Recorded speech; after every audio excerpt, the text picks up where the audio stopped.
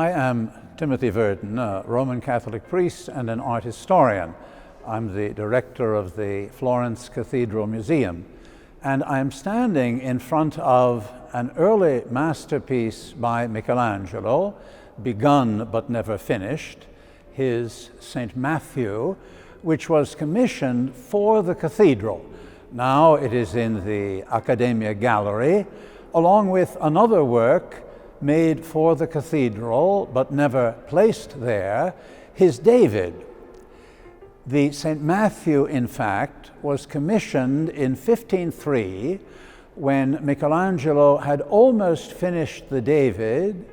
Perhaps talk had already begun about not putting the David at the cathedral, but in front of the town hall, and so the cathedral authorities had the idea of commissioning this work from the brilliant 28-year-old sculptor in order to have something from his hand in the cathedral. This work indeed was meant to be one of a series of 12 statues, we presume of equal size. It is a colossal statue, but the dimensions of the cathedral are immense. And these 12 statues were to be inside the cathedral. The document of commission to Michelangelo says that they were to take the place of paintings that had been made for the consecration of the cathedral many years before in 1436. And this first fact is very interesting because Michelangelo, still a young artist with no very important work in a public place to his credit, the David was not yet completed when he received this commission, must have been moved and excited by the fact that he had received a commission to do a statue, perhaps all 12 of those statues, meant to replace works that went back to the heroic age of early Renaissance Florentine art, when the dome of the cathedral by Filippo Brunelleschi had been finished in 1436, and painted decorations were rapidly created for the interior. Now, in the early 16th century, the cathedral authorities want to replace those archaic painted decorations with modern works of monumental sculpture, and Michelangelo is the chosen artist. And I say all of this because he allows himself to be directly influenced by one of the early masters who had worked on the cathedral, Donatello, the great sculptor of the early 15th century in Florence, whose statue of Abraham and Isaac about to be sacrificed, Abraham with the knife in his hand, was then still on the bell tower of the cathedral, just outside the interior space for which Michelangelo was supposed to make this work. If you go to the Cathedral Museum and look at Donatello's somewhat smaller statue, you'll see that the pose is what directly inspired Michelangelo's pose for the evangelist St. Matthew. And that is because this still young artist clearly wanted to insert himself into the glorious tradition of Florentine Renaissance sculpture. Donatello was the most famous of the Florentine sculptors of the preceding century. Michelangelo thought of himself as a kind of spiritual son or disciple of the great Donatello. We should then, though, ask a question.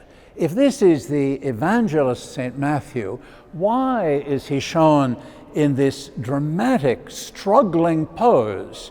Nothing we know about the life of St. Matthew suggests that he often had occasion to struggle in this not only physically but psychologically tormented way. Here the upward turned gaze suggests deep inner suffering and a yearning heavenwards look toward God. Why does Michelangelo depict this writer of one of the Gospels, St. Matthew, in this tormented way? Again, the pose that he borrows from Donatello's statue is part of the answer. In the Donatello statue, Abraham is tormented because he believed that he would have to sacrifice his beloved son Isaac. Then God told him not to do that. And yet we still have to say, why give this kind of psychological intensity and physical contortion to an evangelist? And here I think the answer is somewhat more complex. The first part of the answer is theological. The New Testament speaks of all believers as living stones who bind themselves to Christ, the cornerstone, to become part of a new spiritual temple. And so Michelangelo, who knew these things, his brother was a Dominican friar. Michelangelo had listened to the preaching of Savonarola, as he himself tells us in later life. Michelangelo wants to capture in the cathedral, this work was to go inside the cathedral, this quality that all believers have of being living stones who unite to the suffering Christ to create a new temple. In the hymn that the church still sings on the occasion of the consecration of churches, that image of believers as stones is taken up, and it is said that the Holy Spirit cleans the stones, roughs them out with harsh blows as of a chisel. So the metaphor is extended, and Michelangelo wants to capture, I believe, this quality of suffering in imitation of Christ that is part of the Christian vocation. And that in itself is very interesting. It proposes Michelangelo to us as not only a sculptor, but a theologian. What Michelangelo's St. Matthew and the other statues, had they been realized, would have done in the vast and rigidly vertical spaces of the cathedral was to animate that space. The heaven-raised gazes, the bodies struggling, would have given a sense of movement and of drama to the otherwise heavy architecture of the interior of the cathedral. That is what the other statues eventually made for the cathedral in the later 16th century in fact do, and that is what Michelangelo's statues of prisoners for the tomb of Pope Julius II, all in some way inspired by the St. Matthew, also do. Those statues are now dispersed among various museums. A number of them are right here in the Galleria dell'Accademia, together with Michelangelo's David. The St. Matthew, though, is a very important turning point in the young artist's career and paves the way for some of his greater later masterpieces.